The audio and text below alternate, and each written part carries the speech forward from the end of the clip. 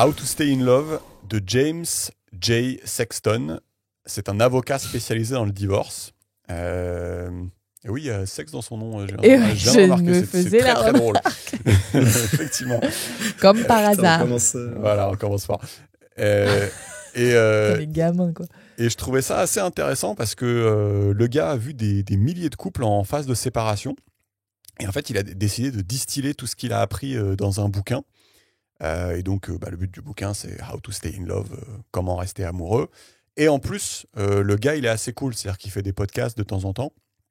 Et tu vois qu'il est malin, qu'il est assez cool, qu'il n'est pas cynique, qu'il est sympa. Donc la personnalité aussi est attirante. Donc tu as dit qu'il est avocat, c'est ça? Il est avocat spécialisé en divorce. Ok. Ouais, voilà. Il est avocat spécialisé en divorce. Et on va pas se mentir, il va aussi y avoir des petites anecdotes marrantes, notamment l'anecdote du shrinking penis, donc le pénis rétrécissant. Et il va y avoir certains concepts marrants comme everybody is fucking the nanny, tout le monde couche avec la babysitter. On va parler du king shaming aussi, mon sujet favori, de Facebook, la machine à adultère. Et je sais pas, c'est pas mal quand même comme concept, non, de se dire avocat du divorce et de distiller un peu ces anecdotes. Je trouve ça sympa, quoi. Bah ouais, c'est marrant de se dire. Enfin, en gros, il se dit qu'il en a un peu compris des choses sur le fonctionnement du couple, des couples et tout, et il dit allez, je partage, quoi. C'est ça. Ouais. Okay. Et il est américain, c'est ça? Je crois, ouais. Je crois. Okay, c'est juste pour voir dans quelle culture il se place, tu vois, parce que je suis pas genre un divorce aux États-Unis, ça doit pas être la même chose qu'un divorce en Géorgie, tu vois. Oui, c'est pas faux. Il est américain, ouais. Okay. Et en gros, deuxième question, est-ce que tu sais si genre, quand tu divorces aux États-Unis, tu passes systématiquement par un avocat ou c'est que quand c'est houleux? Franchement, j'en ai aucune idée, mais il y a plein de cas dans le livre où en gros ça se fait à l'amiable. Et donc, tu sais, genre, les gens, ils disent... en fait, lui, il dit, vous prenez un sopalin et vous divisez à la main ce que vous possédez. Et du coup, c'est complètement à l'amiable. Et en général, il passe quand même par lui parce qu'il faut juste faire... je sais pas, établir ça dans la loi. Et donc, tu dois pas faire passer par un avocat. Mais du coup, c'est pas cher parce que lui, juste, il signe 3 papiers et c'est bon. Et je vous confirme qu'il est américain. Je viens de checker sur Wikipédia. Donc voilà. Donc ouais, c'est fun, on est d'accord? Ouais, c'est excitant. c'est excitant. Ok. Donc en intro, il va expliquer un petit peu sa démarche. Et c'est vrai qu'il dit qu'il ne sait pas ce qu'il faut faire pour que l'amour perdure, parce que par définition, les couples qui vont bien ne vont jamais le voir. Mais par contre, il sait très bien toutes les choses qui font que l'amour ne perdure pas. Et donc, on pourrait voir ce livre comme un recueil des choses à ne pas faire. Mais en fait, et c'est surtout en l'ayant lu, en fait, j'ai l'impression que c'est un petit peu la même chose, quoi. C'est-à-dire que quand tu sais ce qu'il ne faut pas faire, en fait, tu as fait 99% du taf, quoi. Je ne sais pas si vous êtes un peu d'accord avec le prémisse, mais c'est on va quand voir. même une bonne recette. Ouais. Et donc... il est vieux. En fait, c'est pour savoir, genre, il a une grande carrière, genre, il a vraiment vu plusieurs milliers de... né en 72. Ok. Voilà. Donc, ça va. Ça va. Et oui, mais et par contre, quand il y a un phénomène un peu hors du commun, souvent dans le livre, il cite ses collègues qui, eux, ont fait toute leur carrière. Et il dit, par exemple, moi, j'ai vu 2 bolos comme ça, et mon collègue, il en a vu 0. Tu vois, il peut aussi faire appel à ses collègues. Et donc... là, il va commencer en donnant quelques statistiques. Et c'est des statistiques que je connais bien parce que Georges, en gros, il me les cite tout le temps. Donc, en gros, voilà, je les connais par cœur. Et c'est que 56% des mariages, alors c'est aux US là, finissent en divorce. Et ça, c'est si tu comptes tous les mariages. Mais alors, ok, si tu prends uniquement les premiers mariages, c'est un peu moins de 50%. Ah oui. Voilà. Okay. Donc c'est beaucoup, n'est-ce pas, Georges? Oui, c'est beaucoup. Enfin, c'est suffisamment pour arrêter de s'illusionner sur le mariage, quoi. Voilà.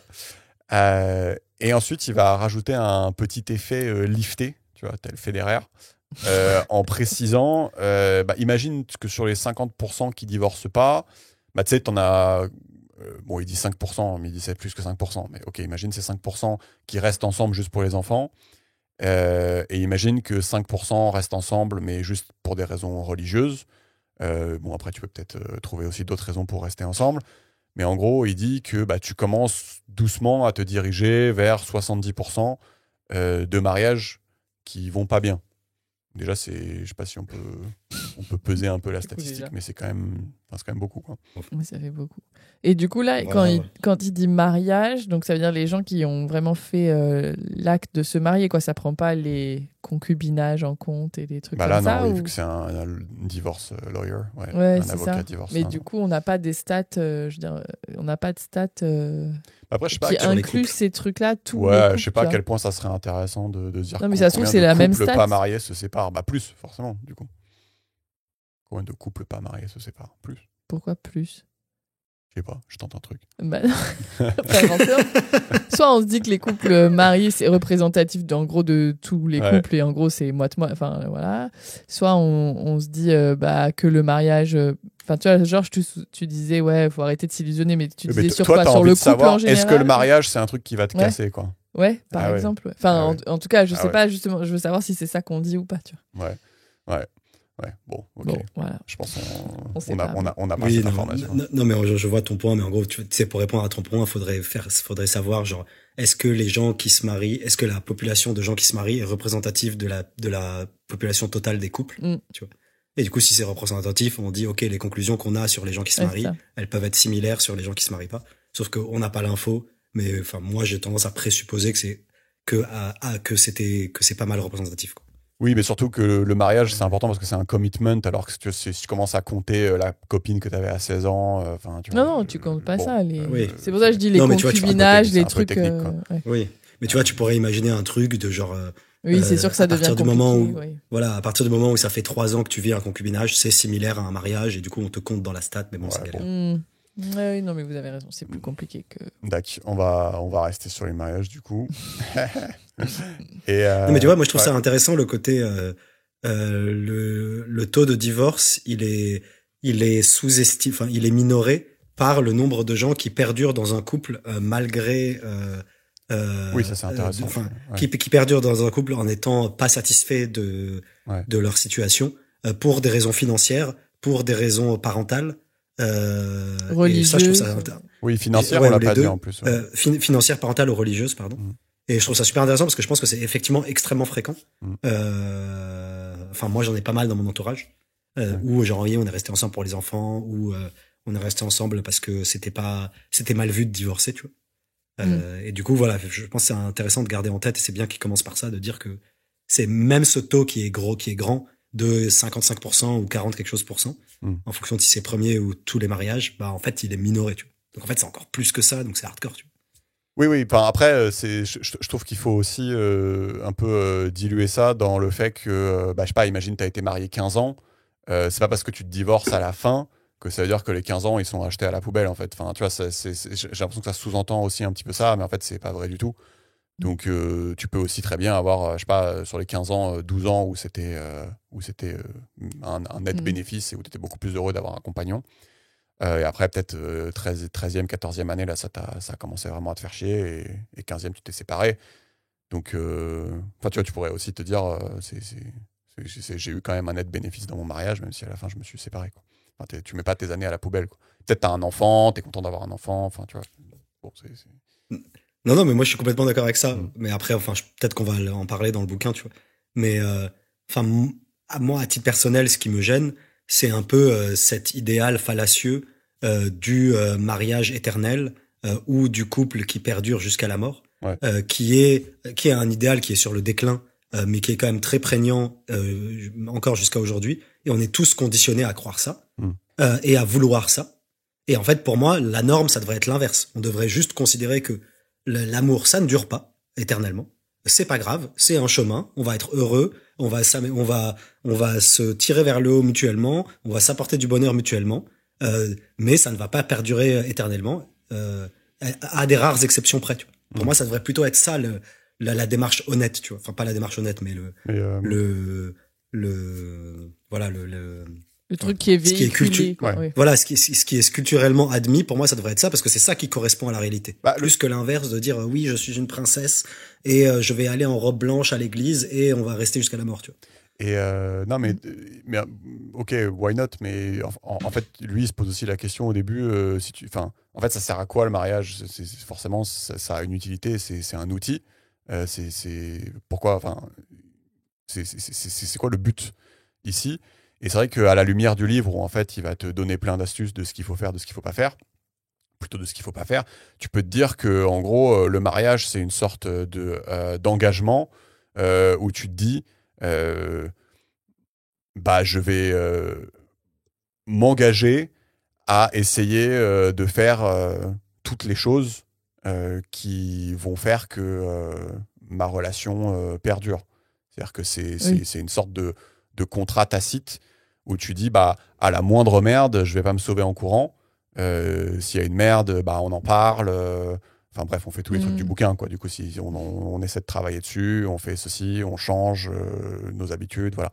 Donc, faut aussi voir ça comme un outil qui est de, ok, on s'est fait un check, on va pas partir à la moindre merde, quoi.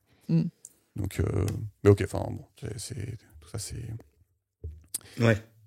Non mais oui, enfin moi je suis complètement d'accord avec ça, et puis aussi genre ça me choque pas qu'il y ait différentes conceptions du couple et différentes conceptions de l'engagement mutuel, et que cet engagement mutuel prenne la forme d'un contrat légal qui est un mariage, ou prenne la forme d'autre chose. Bref, ça peut prendre plein de formes, et effectivement moi je suis ouvert à ça.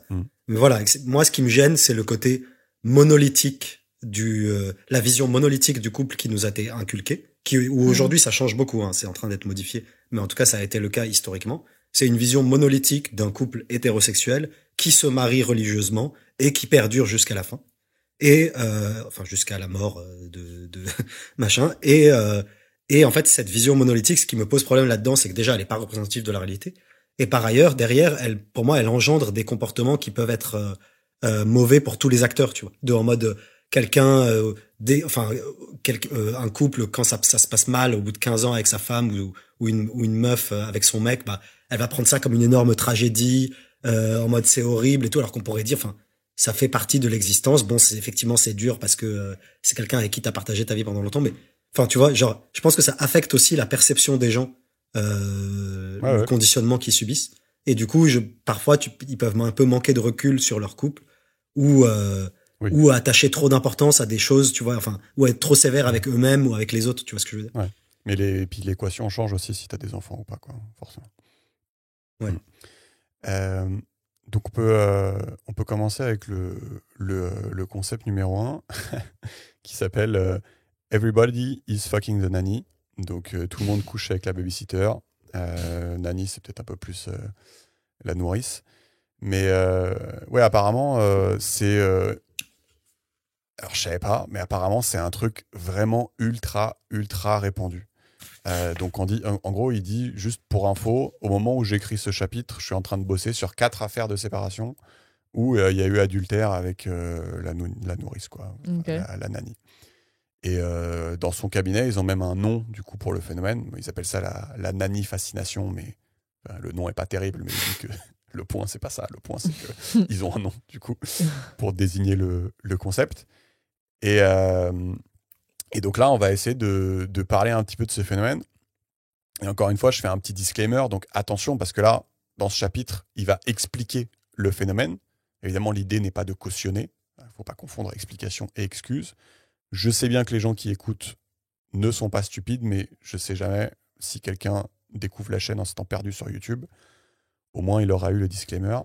Donc, comment on explique le phénomène? C'est quoi un petit peu les réactions à chaud, à votre avis? Pourquoi il y a cette nanny fascination? Pourquoi est-ce que c'est aussi répandu, en fait? Je sais pas si, déjà, à chaud, vous avez des hypothèses. Moi, je pense que dans l'adultère, il y a un gros truc de availability bias. Je sais pas comment tu le dis en français. C'est, en gros, quand tu as une vie de famille et que tu travailles, t'as pas énormément de moments où tu rencontres d'autres personnes. Ouais. Et du coup, quand je sais pas, quand ça se passe mal dans ton couple, je ne sais pas quelles sont les raisons pour lesquelles les gens commettent l'adultère, parce que c'est pas du tout ma zone d'expertise. Mais par contre, ce que je suis capable d'affirmer, c'est qu'une fois que tu as envie de faire ça, ou que tu es ouvert à ça ou que machin, ou que tu es susceptible de faire ça, bah tu as peu d'opportunités qui se présentent à toi dans ta vie d'adulte, d'homme marié avec enfant. Et la nanny, c'est une des meilleures opportunités du coup. Ouais, ça c'est un premier point. Oui, c'est vrai que elle est là. Et peut-être que tu vois pas beaucoup d'autres personnes. Je sais pas si vous en avez d'autres. Non, mais c'est un truc très américain, ça, ou pas? Enfin, il sait pas, du coup, lui, non, il voit que les trucs américains, quoi. Ok, ouais.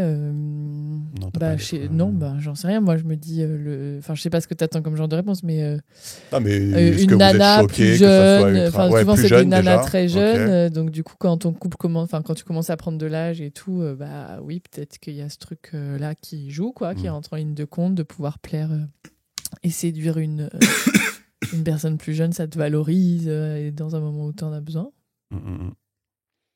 Ouais, je peux vous donner les différents points. Donc, en gros, ce qu'il nous dit, c'est que, en fait, la nanny, elle est à la maison, elle s'occupe bien des enfants, les enfants l'aiment bien, et il dit c'est entre guillemets optiquement proche de la femme au niveau de la femme du mari, au niveau du subconscient, quoi. Enfin, en gros, il y a des choses qui se passent dans la tête du mari. Oui, elle a le même des rôle. Enfants, les enfants l'aiment bien, voilà, elle est là dans la famille. Donc ça, c'est un premier point. Mais ça, il est... Enfin, ce que je veux dire, c'est qu'il a vérifié ça avec des psychologues ou je sais pas quoi, ou c'est juste son postulat. Parce que ce que je veux dire, c'est que enfin, ça peut être vrai, mais ça me paraît pas être une évidence que du coup, juste comme elle partage des activités avec sa femme, du coup, il l'assimile. Non, mais lui, c'est juste qu'il discute avec ses clients, en fait. Mais après, c'est lui le psy. Si ses clients, ils n'arrivent pas bien à analyser leur démarche, ça, c'est faussé, mais c'est juste, c'est purement ce qu'on lui dit, quoi. Donc ça, c'est le premier point. Le mari, il a une sorte de pouvoir sur elle parce que c'est lui qui donne l'argent, c'est lui le chef, c'est lui qui décide. Il dit que souvent dans les divorces, justement, les maris se plaignent que leurs femmes moquent leur autorité, les fait se sentir incompétents. Et avec la nanny, t'as pas ça. Alors encore une fois, on n'est pas en train de cautionner, juste on explique le truc, c'est que ce que les gens ressentent et ce que les gens disent. Voilà, exactement. Ouais, c'est ce que disait aussi un peu Clem, c'est le côté ça te remet en confiance, ego boost. Exactement, ouais. Exactement. Et donc, autre composante du pouvoir, apparemment, les maris aussi se plaignent auprès de lui. Ils disent oui, ma femme est impossible à satisfaire. Quand je gagne de l'argent, elle dit que je suis jamais à la maison. Quand je suis à la maison, je gagne pas assez d'argent. Quand je demande du sexe, je suis un chien. Quand je demande pas de sexe, je la fais sentir pas attirante. Et en gros, il dit que la relation avec la nourrice, où forcément tu n'es pas d'égal à égal, ne va pas se plaindre, voilà, c'est aussi une certaine forme d'attirance, quoi. Voilà. Et c'est moins prise de tête, quoi. Ouais, c'est moins prise de tête, exactement.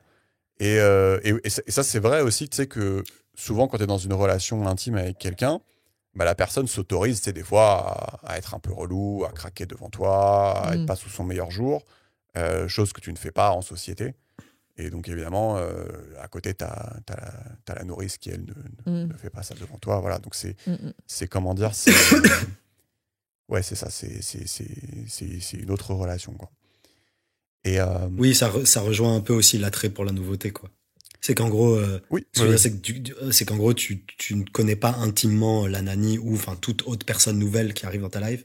Et du coup, tu connais pas ses défauts, tu connais pas ses machins, et du coup, il peut paraître plus attirant qu'il ne l'est réellement. Exactement. Il se présente sous son meilleur jour, quoi. Ouais, c'est ça.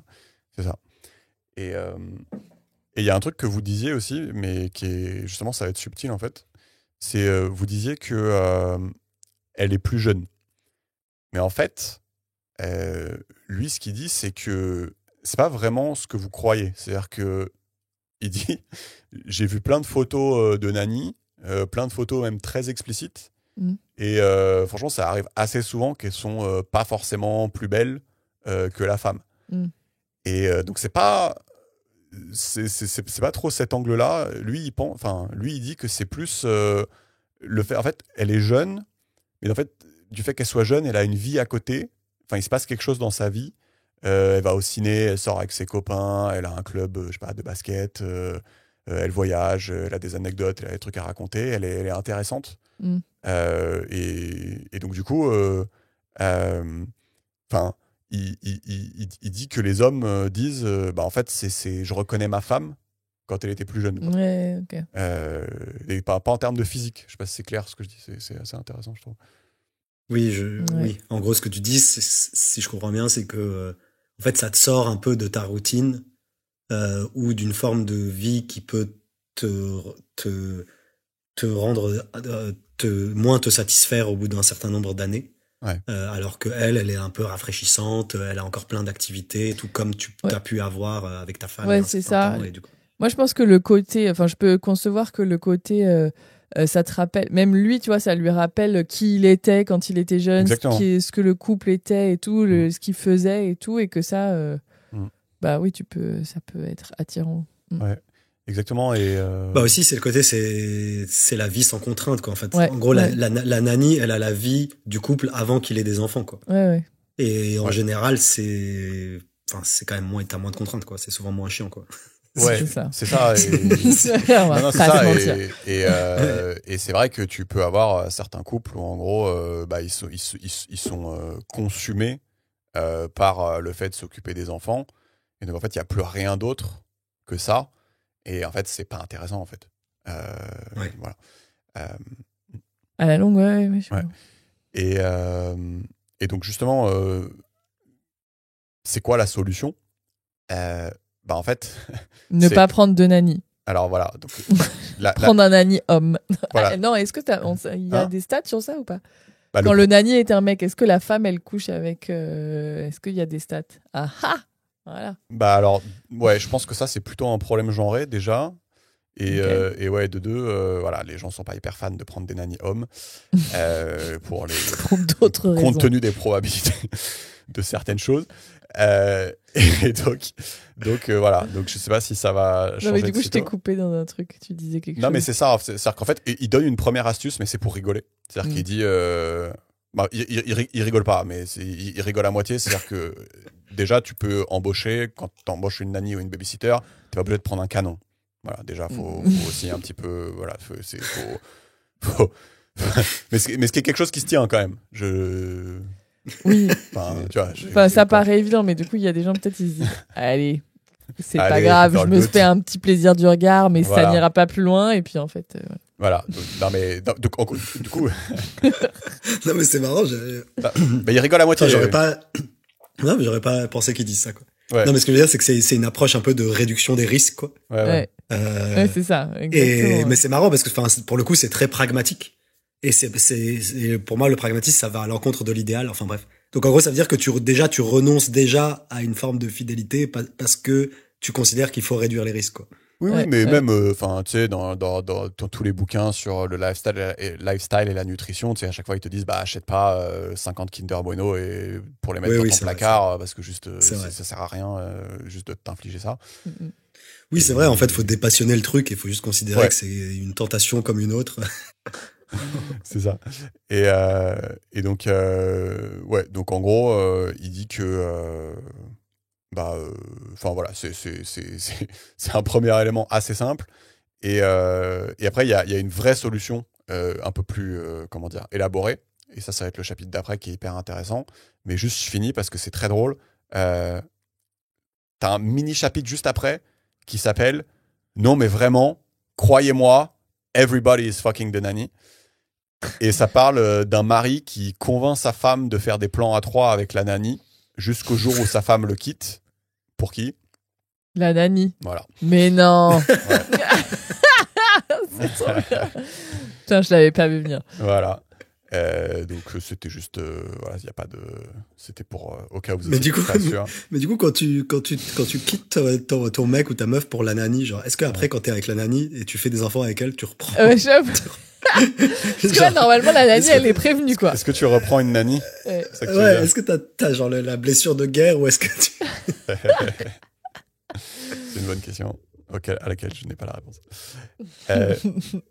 Donc l'idée là. Non, mais attends, bah, Ouais. est-ce qu'il dit ça? Parce que, ok, il fait adultère, il couche avec la nanny, mais est-ce qu'il se met en couple avec? dans les stats qui dit le mec se met en couple Ah, avec la nanny. Bah, je sais pas, ouais. Je suis pas sûr que ce soit le Je sais point, pas. quoi, en fait. Je sais pas. Bon. Si, quand même. Si, quand même, il y a pas mal d'anecdotes où. Alors, c'est pas toujours la nanny, mais quand même, dans les cas d'adultère, des fois, si, quand même. Ouais, des fois, c'est la serveuse ou des fois, c'est le Ok. au taf. Mais si, quand même. Et ça crée une J'en ai histoire. quelques-uns où ouais, ils sont en couple, quand même. Si, quand même. Enfin, c'est pas non plus totalement aberrant. Donc, ouais, la bonne idée dont je voulais parler, et du coup, il y a un chapitre entier qui est dédié à ça parce que je trouve que c'est vraiment une bonne idée. C'est un truc qui s'appelle vivre collés l'un à l'autre ou pas. Et donc, je vais vous poser une question. En fait, je suis même pas sûr de ce que vous allez répondre. Peut-être ça va être évident, mais à votre avis, est-ce qu'il est préférable de vivre toujours ensemble ou est-ce que il faut se laisser le temps de faire des activités sans l'autre membre du couple régulièrement je me rends pas compte, est-ce que déjà vous êtes sûr de vous là, sur ce coup-là je mets votre tête en train de réfléchir. Mm. Là, c'est Clem. Bah, moi, du coup, j'ai déjà ma réflexion, mais je laisse Clem répondre. Là, c'est Georges. Toi, t'as déjà ta réflexion? Ouais. Moi, en feeling, je me dis Ouais. que c'est bien de se laisser un peu d'espace et avoir des activités. Mais Ouais. en fait, je pensais aux couples que je connais qui durent. Ouais. Et j'ai l'impression, mais tu vois, j'ai pas assez les stats, mais que c'est plutôt des gens qui sont Ah ouais, d'accord. souvent en train de faire. Ah, ça dépend, non, ça dépend. En fait, Ouais, ça vas-y dépend. Georges, toi tu balances quoi? Bah moi, je sais pas ce que les gens font, mais en tout cas, à titre personnel, je préfère de loin que un couple, chacun se laisse son espace et qu'on puisse faire des trucs chacun de notre côté. Ouais. Pour pas mal de raisons. Bah, d'une part, le manque, je trouve que ça ravive une certaine passion, tu vois. Mm. Et que, en fait, je trouve que ce qui est difficile, enfin, il y a plein de choses difficiles dans un couple, enfin, dans n'importe quelle relation humaine, et du coup, a fortiori dans un couple, il y a plein de trucs difficiles, et l'un des éléments difficiles, par exemple, c'est le côté, la personne devient acquise après, tu vois. Mm. Et mécaniquement, de manière inconsciente et au fil du temps, tu commences à te faire de moins en moins d'efforts pour la personne parce que il ou elle est acquise, tu vois. Mm. Et du coup, je trouve que de créer du manque artificiellement ou non, c'est que ça reste intéressant. Et dans un deuxième temps aussi, ça permet de soi-même d'être plus intéressant pour l'autre parce que du coup, tu as des trucs à lui raconter où elle était pas là ou où il était pas là. Donc d'une part, ça permet de créer le manque. Dans un deuxième temps, ça permet d'être intéressant vis-à-vis pour l'autre parce que du coup, t'as des choses que t'as fait en son absence. Et dans un troisième temps aussi, je pense que c'est cool de se nourrir d'autres gens et d'autres activités ou même d'être seul. Enfin, en tout cas, je sais pas si tout le monde, je pense qu'il y a tout le monde a des caractères différents, tu vois. Mais moi, quand je reste de manière discontinue avec quelqu'un longtemps, bah au bout d'un moment, je vais nécessairement lui trouver plein de défauts et je vais être irrité. Enfin, tu vois, genre, en gros, je peux pas rester super longtemps avec la même personne, genre sans m'aménager des petites pauses. Et au bout d'un moment, je vais être relou, tu vois. Ouais. Genre, ça, je saurais pas comment quantifier ce phénomène-là, mais j'imagine qu'il y a d'autres gens qui doivent avoir ça aussi, tu vois. Ouais, bah en fait, le point central, parce que, bon, je pense que tout ce que tu dis est vrai, mais du coup, le point central, tu l'as identifié, c'est que ça va être axé sur le fait de rester intéressant. Et donc, voilà. Mais c'est ce qu'on disait tout à l'heure avec la nanny.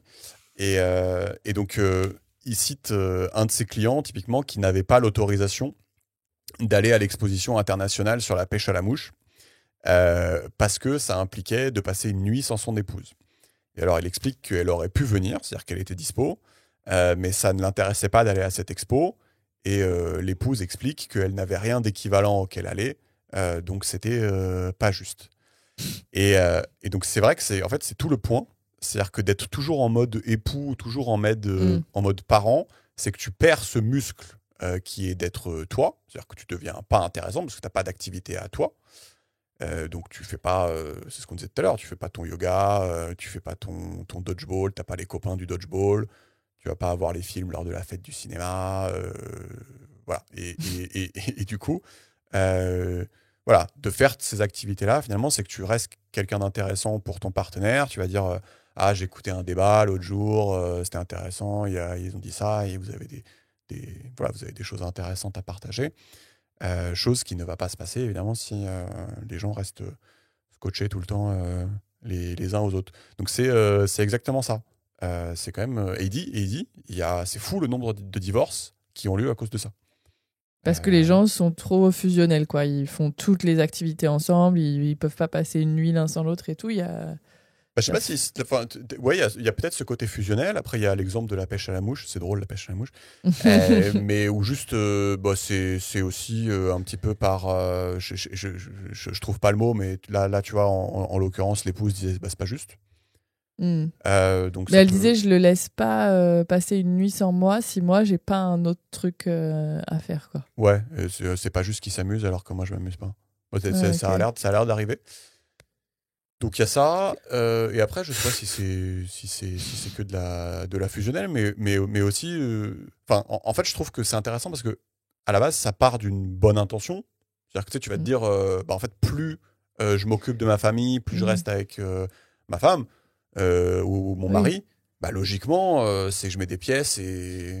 Ouais, c'est ça, voilà. mais peut-être ça va en fait, un peu dans ce que disait Georges tout à l'heure, c'est-à-dire qu'on se met cet idéal et cette pression de créer un couple et une famille qui dure pour toujours et du coup, ça veut dire il faut toujours être ensemble et que c'est ça le plus important et que c'est ça et nanana. Donc, c'est peut-être un dérivé de ce truc culturellement imposé, quoi.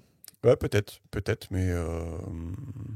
Ouais, je sais pas d'où ça vient, mais oui, et puis, je sais pas, encore une fois, je suis pas du tout expert dans la question, mais genre, un couple, ça reste deux personnes, tu vois, genre, tu dois rester un individu avec ses propres activités, avec son cercle de connaissances, son cercle d'amis, avec ses moments seuls, tu vois, pour moi, genre... Oui, mais attends, je t'arrête parce que je pense que c'est intéressant ce que tu dis, mais justement, c'est-à-dire que on pourrait croire que de faire ce que tu dis, en effet, t'es plus heureux, mais que ça rend le couple fragile. Parce que tu passes pas ton temps avec l'autre. On pourrait croire que. Ça dépend. Tu peux soit optimiser ton bonheur, soit optimiser le couple. Et on pourrait croire que de rester tout le temps ensemble, c'est ça qui marche bien pour optimiser le couple, quitte à être un peu plus malheureux. Oui, c'est ça. Moi, je pense que ces croyances-là sont véhiculées parfois, quoi. C'est hyper oui, oui, en fait non. Et puis je pense, je pense qu'il y a quand même alignement des intérêts. Genre, je pense que ce qui te rend heureux en général est bien pour le couple, tu vois. C'est ça. C'est ça. C'est tout à fait ça. Ouais. Et après, modulo, après, faut voir, faut un peu transiger quand même, tu vois. Mais oui, bref. Ouais. Non, mais j'avoue, j'ai du mal à apporter des explications concrètes, mais c'est comme, pour moi, un couple, c'est pas très loin de d'une relation amicale, tu vois. Oui, je suis d'accord. En fait, faut rester intéressant, quoi, tu vois. Ouais. Il faut rester intéressant, faut rester un individu à part entière. Il faut laisser l'autre l'opportunité de faire ses trucs de son côté, tu vois. Et il faut garder sa part de mystère, avoir de la curiosité, redécouvrir l'autre quand il a fait des trucs tout seul, et t'es là, t'es curieux, mais qu'est-ce que t'as fait, mais raconte-moi, machin, tu vois. Genre, en fait, je trouve que je pense que même dans les comportements humains, même amicaux, le mystère, l'ignorance de ce que l'autre fait, de ce que l'autre pense, ça crée de l'envie et de l'interaction, tu vois. Genre, si l'autre, il est parfaitement transparent, etc., après, il t'intéresse plus, tu vois. Je pense. Mais ça paraît... En fait, tu vois, genre là, je trouve ça là, juste dans notre dialogue, tu vois, ce qui est intéressant, c'est que tu sais pas ce que je vais raconter, qu'à un moment, je vais dire de la merde et que tu vas trouver ça drôle. Tu vois ce que je veux dire? Oui. Non, mais complètement. Mais en plus, c'est ce qui est fort, c'est que ça paraît évident quand on le dit, mais... mais en fait, il y a même pas de débat, c'est-à-dire que les gens vont pas dire oui, je suis pas d'accord et tout, parce que ça paraît évident. Oui. Mais on n'y pense pas. Donc ça, c'est vraiment un super conseil, je trouve. Mais je pense, en fait, je pense que ce qui serait intéressant aussi de comprendre, c'est pourquoi on n'y pense pas, ou soit pourquoi on se laisse aller à ce genre de comportement, où on devient possessif et ou fusionnel ou jaloux. Je sais pas, ça me choque pas que sans trop réfléchir, t'arrives à la conclusion que plus tu restes avec l'autre personne, mieux c'est pour le couple. Soit t'arrives à cette conclusion, soit juste effectivement, sans y réfléchir, t'as même pas cette conclusion, juste tu le fais, tu vois. Genre, mécaniquement, tu te rends compte que quand l'autre part, t'es triste. Et du coup, t'es là, bah non, reste. Et après, au fil du temps, bah vous commencez à plus faire que des trucs ensemble. Comme ça. Exactement, sans même avoir pris du recul sur cette situation-là. Je pense qu'il y a beaucoup de couples comme ça. Et en fait, pour moi, une question aussi intéressante, c'est de se dire pourquoi certaines personnes ont ce comportement-là. Et on peut aller sur des bails de manque de confiance en soi, ou en fait, ta vie toute seule, elle est pas ouf, ou je pense qu'il y a plein de facteurs. Oui, il y a plein qui de trucs d'interdépendance, Ouais. Mais tu vois, genre, moi, au-delà, en fait, pour moi, il y a le fait de savoir que un couple, pour accroître le bonheur ou la durée de ton couple, c'est intéressant d'avoir une proportion du temps où tu fais tes trucs dans ton coin. Il y a le fait de savoir ça. Il y a la capacité à l'appliquer, tu vois. Et je pense que dans pas mal de trucs, de conseils qu'on va avoir, je pense qu'il faut un peu distinguer les deux parce que moi j'ai eu des cas de figure où genre j'étais moi-même convaincu du truc où genre ma compagne, on arrivait à se convaincre d'un truc, mais en fait derrière on n'arrivait pas à l'appliquer, tu vois. Parce que on se sentait mal, elle se sentait mal ou moi je me sentais, enfin tu vois ce que je veux dire. Donc en fait il y a il y a la connaissance théorique et après pourquoi t'arrives pas à l'appliquer parce que t'as des bails dans ton subconscient ou dans ton ça on le résoudra pas. Par contre, il y a pas de, il y a pas de truc psycho. Ouais. Mais tu vois, parce que je pense à l'inverse que après c'est un postulat que je lance comme ça, tu vois. Mais je pense que peu de gens te disent il faut que mon mec ou que ma meuf soit tout le temps avec moi, on est heureux ensemble, restons tout le temps ensemble. Je pense que les gens ont cette intelligence de savoir que être un peu séparés c'est pas mal. Mais je pense que par contre il y a beaucoup de gens qui n'y arrivent pas, qui sont là, quand elle est pas là, je suis super triste. J'ai rien à faire, je me fais chier, j'ai peur qu'elle fasse des trucs avec d'autres ou vice versa, meuf mec. Oui, quoi. Je vois ton point, mais même je pense que avant de lire ce livre, moi je me suis surpris des fois, tu sais, alors que ça fait une semaine que j'ai rien fait pour moi ou avec mes potes, de me dire là il y a un truc, mais non je vais rester avec ma famille et tout. Et maintenant que j'ai le livre, je me dis peut-être faut y réfléchir à 2 fois. Donc je sais pas si c'est si bien que ça. Non mais tu vois, c'est pas si. Voilà, Clem, prends-en de la graine. et ça va dans les deux sens. Là aussi, c'est sûr que c'est encourager aussi l'autre quand il y a un truc, quoi. Donc voilà, ça c'était assez cool, un super conseil. Il y en a un là qui est un peu moins bien, mais l'anecdote est rigolote, donc le conseil est normal, mais on va peut-être passer un peu moins de temps. Ça s'appelle télépathie.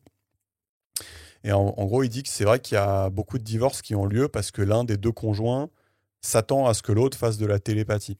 Donc par exemple, il y en a un qui va être heureux dans le couple et l'autre qui va être malheureux, mais il va pas le dire parce que, entre guillemets, l'autre devrait le savoir, en gros.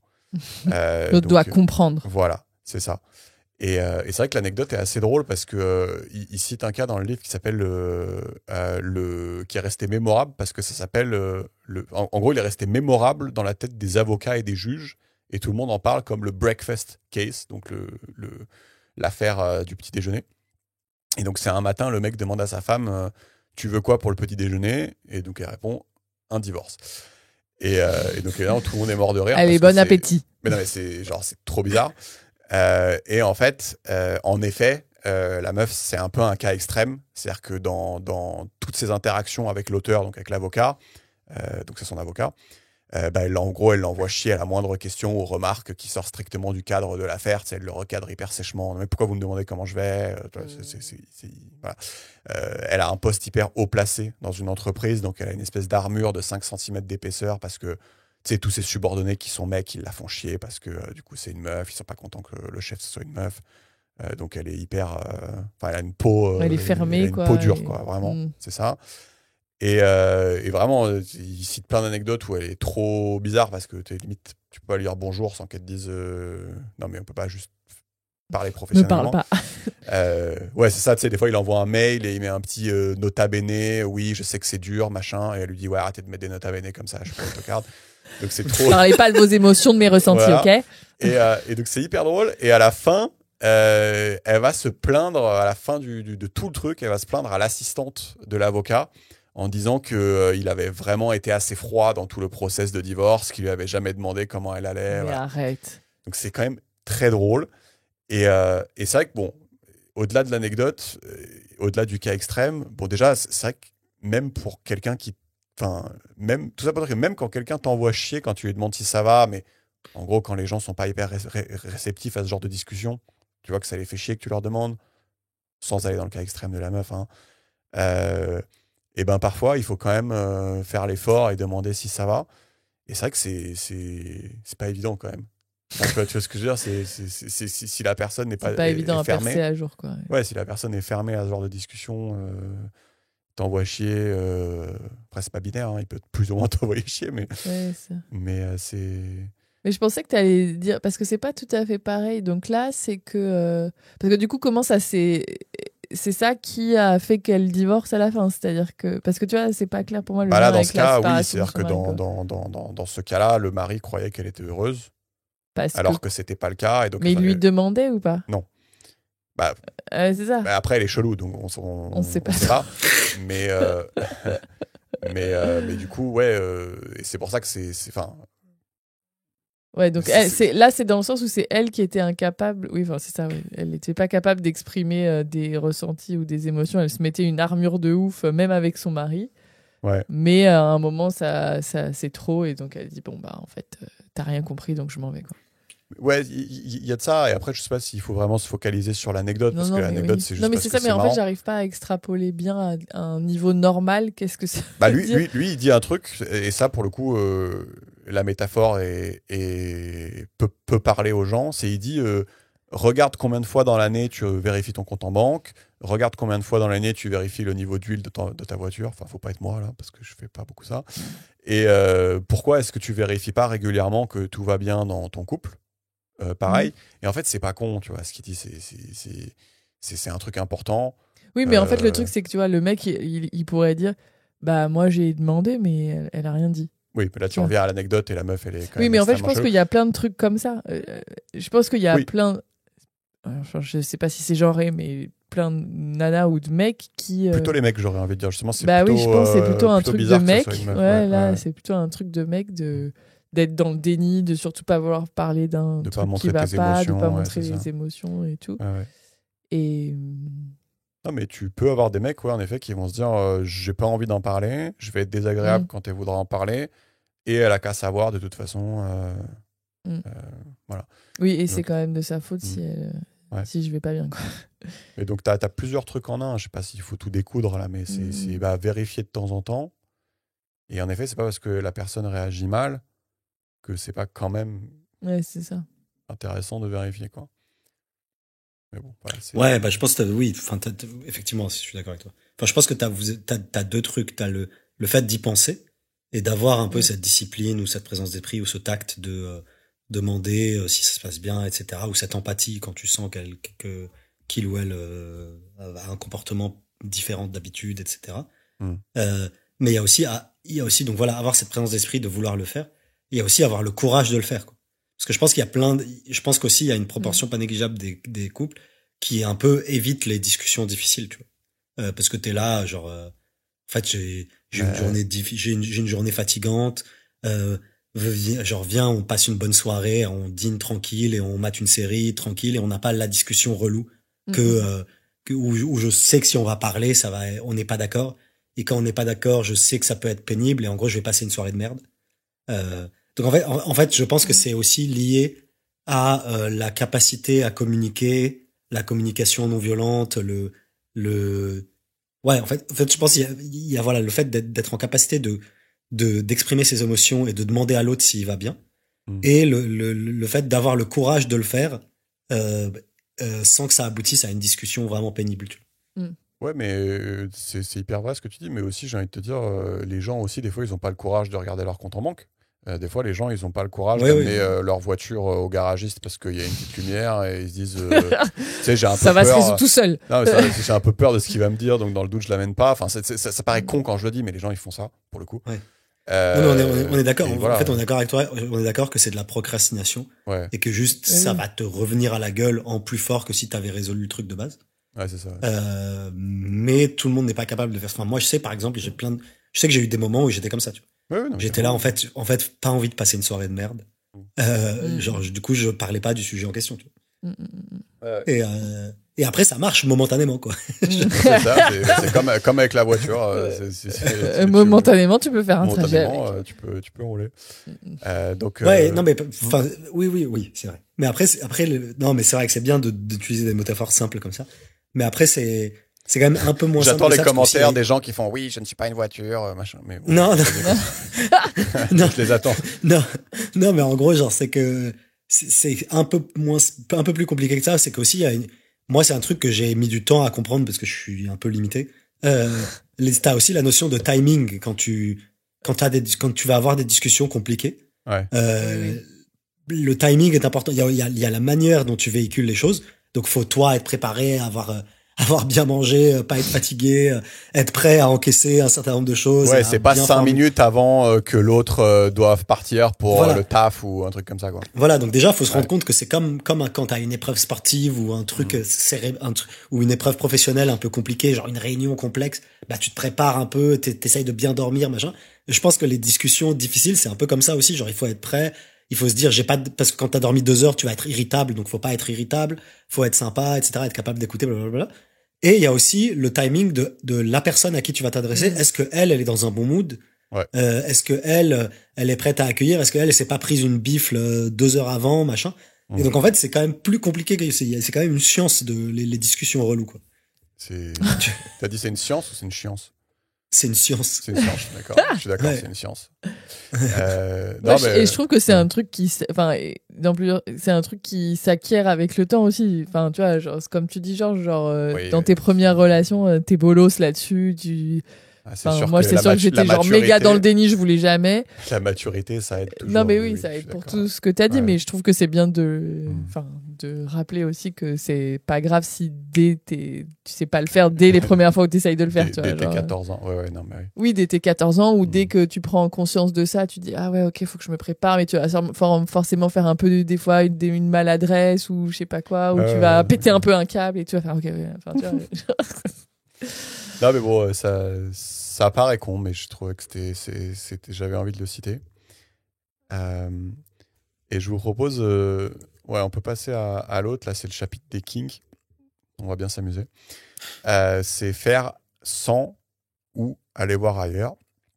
Et donc, c'est le chapitre des kinks. Et donc, il n'y a pas de traduction française. J'ai pas trouvé. Enfin, kink, c'est une expérience sexuelle qui sort de l'ordinaire. Enfin, en gros, c'est le seul truc que j'arrive à dire dessus. Et donc, qu'est-ce qu'on fait en gros quand dans le couple il y a des kinks que l'un a et l'autre n'a pas? Et donc ça arrive aussi pas mal en divorce du coup. Ça se finit souvent en divorce. Et c'est un chapitre qui va être intéressant parce que je pense qu'on va pas être d'accord avec Georges, donc on va bien s'amuser. Parce que c'est sûr que il y a certains trucs extrêmes où genre j'ai du mal à trouver que c'est pas un peu chelou, quoi. Et n'est-ce pas, Georges? Et Georges il va me dire mais non, machin et tout. C'est notre vieux débat qui remonte. Mais Alexa, son seul argument c'est que ça te rapproche pas du divin, tu vois. Je prends l'audience à partie. Oui. Commentez, est-ce que c'est un bon argument ou pas? Donc non mais voilà, on va voir si on arrive à trouver un accord en fin de chapitre. Mais c'est vrai que, je sais pas, si tu t'aimes te recouvrir d'excréments et avoir des relations sexuelles avec une chèvre empaillée, il y a un moment où je suis obligé de dire que... Toi, t'estimes qu'il y a une limite et j'estime qu'il n'y a pas de limite. Ouais, mais bon, on va rentrer dans les détails. On va voir. Vas-y, soyons si on trouve un accord. Donc, par exemple, il va expliquer que certaines personnes, leur désir, donc ce qui les émoustille, c'est les pieds, par exemple. Ça s'appelle le foot fétiche. Et donc, pour ses clients, parce que ça arrive souvent, il a dû se familiariser avec tout le vocabulaire du foot fétiche, et donc chose qu'il n'avait pas appris en école de droit, bien que ça arrive souvent. Et donc, je ne sais pas si vous êtes prêts. Non, voilà, là, vous n'êtes pas prêts. Je vous le fais quand même. Alors, sur Internet, donc, vous devez marquer SWM/long smooth clean pads into SWF W/short or long high natural pads for rubbing and mouse play. Ça veut dire, je traduis, ça c'est connu apparemment dans le monde du foot fétiche, ce que ça veut dire. Ça veut dire Homme blanc hétérosexuel avec de longs orteils dépourvus de poils et sans odeur cherche une femme blanche hétérosexuelle avec des orteils courts ou longs, pas de préférence, avec des arches plantaires hautes et des ongles de pied naturels, entre parenthèses non pédicurés, les activités désirées étant de frotter, masser, sucer et lécher les pieds en question. Ok. Voilà. Donc, pas de king shaming. C'est le foot fétiche. Voilà, ça m'a fait rire. Apparemment, c'est tout un univers. Et donc c'est quoi le point justement, peut-être je peux me tourner vers vous. C'est pas du tout évident ce qu'il faut faire si ton partenaire a un kink, entre guillemets, qui, toi, ne te va pas. Je sais pas si vous avez des pistes là-dessus, mais Mais le truc, c'est que ça veut dire que tu as démarré la relation sans savoir ça et ça arrive à un moment. Parce que sinon, au début, tu fais tu veux me sucer les pieds et tout, je suis pas chaud. Ouais. Ne rentrons pas en relation. Il y a des sous-chapitres, effectivement. Il y a les deux cas de figure. Mais on va pas rentrer là-dedans. Il y a effectivement tu peux avoir un cas où tu le découvres. La personne sait que son kink il est un peu chelou et elle va pas l'assumer dès le début. Elle le dit pas tout de suite, quoi. Mais non, mais d'accord. Mais ah oui, on est d'accord. Ok, donc du coup, on n'a pas répondu à ta question.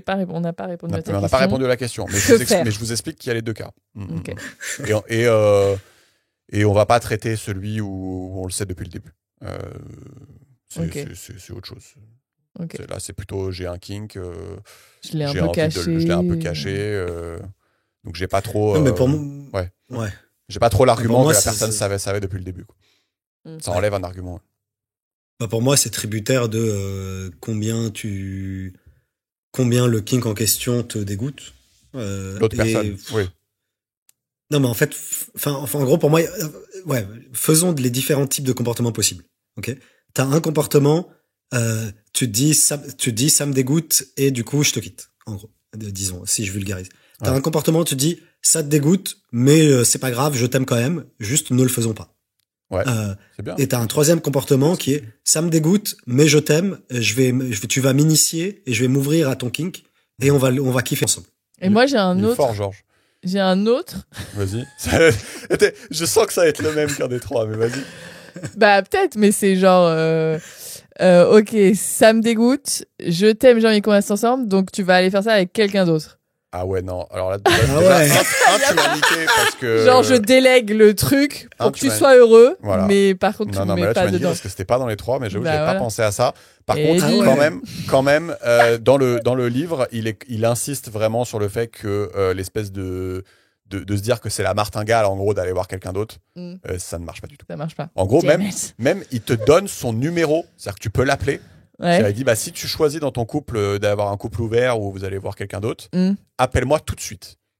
On commence à taffer tout de suite. On commence à faire les papiers. Les bons trucs. On commence à faire les papiers direct parce qu'on sait comment ça va finir. Donc, en effet, le truc de Clem, c'est pas donc le truc de Clem qui était le bonus et le truc de ce que t'as dit, Georges, c'est pas mal déjà. Ça te donne quand même les trois cas de figure. Ouais. Voilà, donc disons il y a ces trois cas de figure et après pour moi ça dépend de pas mal de facteurs. Ça dépend de toi, ton ouverture d'esprit. Ça dépend. En gros, le troisième truc qui est de ça me dégoûte, mais je vais quand même m'ouvrir à ta pratique et essayer de le faire parce que je t'aime et parce que je suis plutôt ouvert. Ouais. Ça dépend de 1, combien t'aimes la personne, 2, combien toi t'es ouvert, et 3, combien le kink il est chelou, tu vois. Donc effectivement, si c'est d'enculer des chèvres empaillées, peut-être qu'il faut être sacrément ouvert et tu vois, et beaucoup aimer. Et beaucoup aimer la personne. Ouais, en fait. Et voilà, en fait, je pense qu'il y a peut-être ces trois variables qui affectent quel chemin tu vas choisir. Alors que si t'es voilà. Mais tu vois, genre, moi, j'aurais tendance à dire, c'est dommage de perdre une relation qui est mutuellement bénéfique et qui une histoire qui vous rend tous les deux heureux, juste parce que l'autre, il aime bien, je sais pas. On va essayer de trouver des exemples. T'inquiète, j'en ai plein. J'ai plein de blagues. Ouais, tu vois, genre il aime bien se spermer sur les yep ou je sais pas ce qu'il fout, tu vois. J'en ai prévu plein, t'inquiète pas. Donc ouais, alors. Enfin, tu vois, genre en vrai, moi, si j'aime quelqu'un, genre même si elle fait quelque chose qui me dégoûte, tu vois. Enfin, je sais pas, tu vois, par exemple, vas-y, je vais mettre skin in the game, tu vois. Genre moi, j'aime pas le golden shower, tu vois. J'aime pas le fait de pisser sur quelqu'un ou qu'on me pisse dessus, genre ça m'attire pas, tu vois. Il a mis skin in the game. Voir ça me dégoûte un peu, tu vois. Mais franchement, si la personne que j'aime, elle kiffe ça, je vais pas perdre ma relation parce qu'elle kiffe ça, tu vois. Non, mais voilà. Mais de toute façon, en gros, je pense que t'as bien découpé le truc. T'as dit les 3 cas de figure. Donc, en effet, typiquement, tu vois, sur les pieds, lui, ce qu'il dit, moi, il se permet de dire, de parler à la première personne. Donc, l'avocat, il dit, moi, c'est pas mon délire. Mais si la femme que j'aime avoue que c'est son truc, il aurait probablement pu faire un petit peu semblant, au moins pour qu'elle soit pas complètement délaissée sur. Oui, mais tu vois, les pieds, c'est soft. Faut prendre un truc hardcore. Non, mais justement. Scatophile, tu vois. Non, mais justement, c'est pour ça que c'est très bien ce que tu as fait, parce que là, c'est OK pour lui. Par contre, il dit, en effet, quand tu as des pratiques sexuelles plus extrêmes, il dit, là, on avait dit, sois flexible, mais non, en fait, ne fais pas quelque chose que vraiment tu peux pas supporter et qui te dégoûte. Et donc, là, on citait les pieds. Mais il y en a un dans le livre, c'est Randy.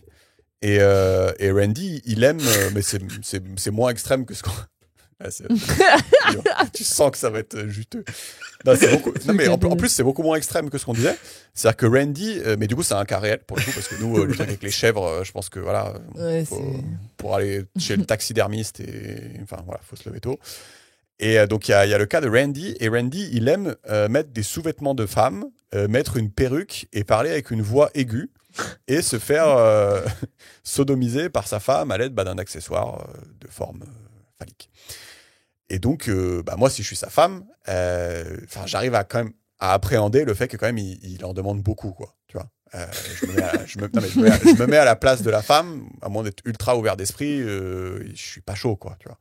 Soit d'avoir le même délire, oui, complémentaire, mais c'est vraiment le coup de bol si tu tombes. Ouais, la probabilité la probabilité pour que la femme soit elle aime mettre des godes machin, des godes ceintures pour enculer. Non, je pense que c'est des mecs en culotte en plus.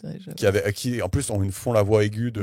Ça c'est vraiment, je trouve, c'est la voix aiguë. C'est la cerise sur le gâteau, vraiment. C'est ça qui fait. Voilà. Mais pas de King Shaming. Et du coup, non, mais on apprécie. Il a jamais pu l'avouer à sa femme et il a commencé à tromper sa femme. Et donc évidemment, ils se sont retrouvés dans le bureau de l'avocat de divorce.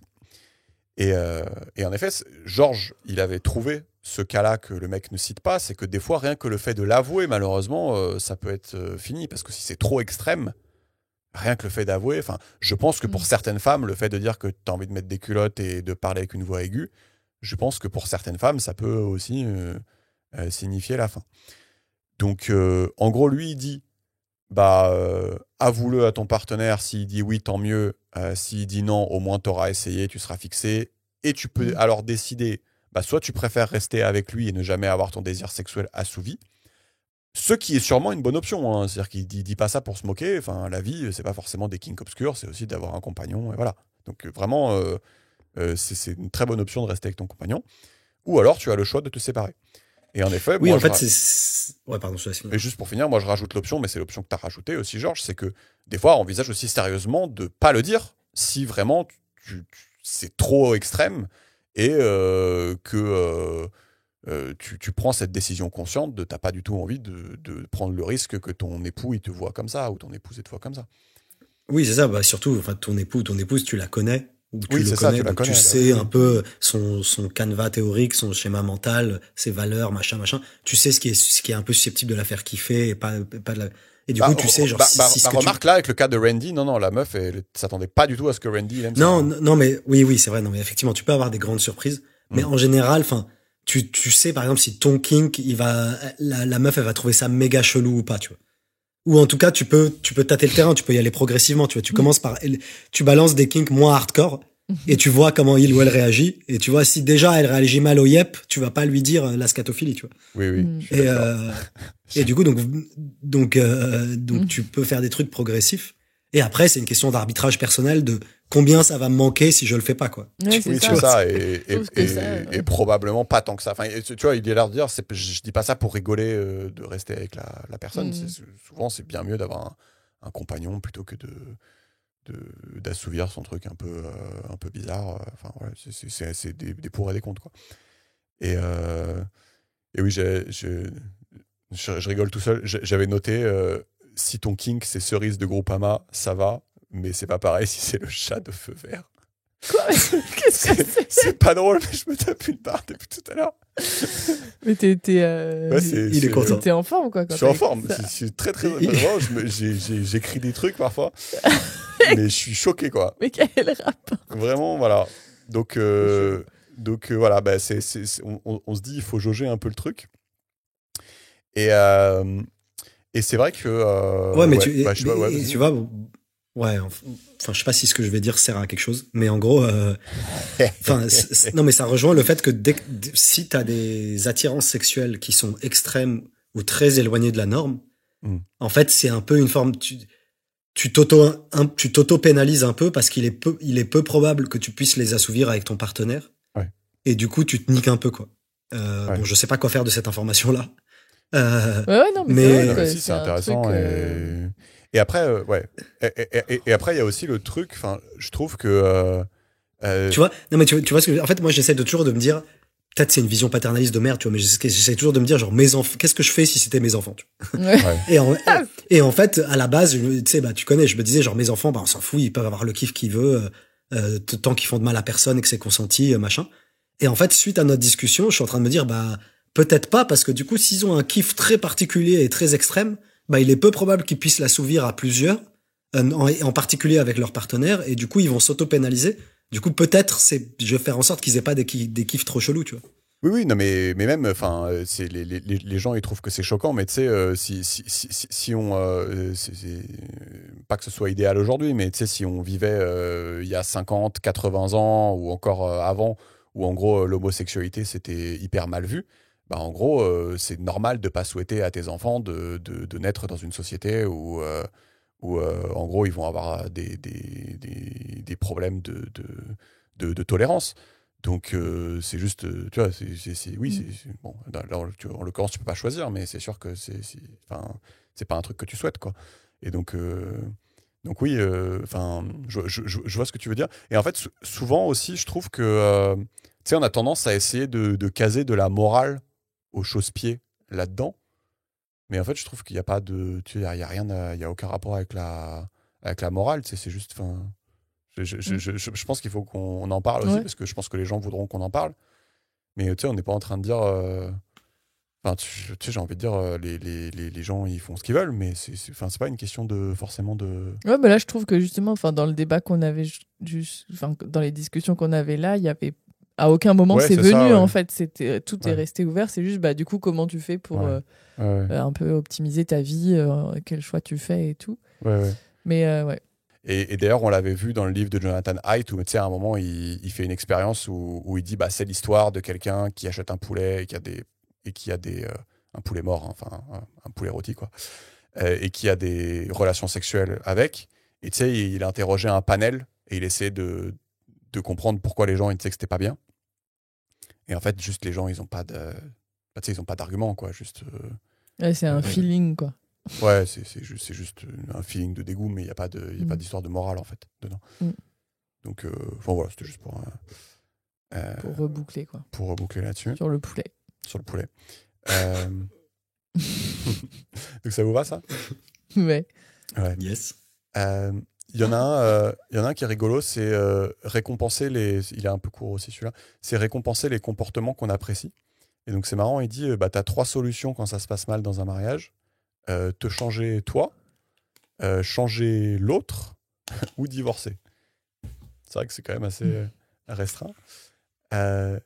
Et changer l'autre, ironiquement, c'est quand même bien plus facile.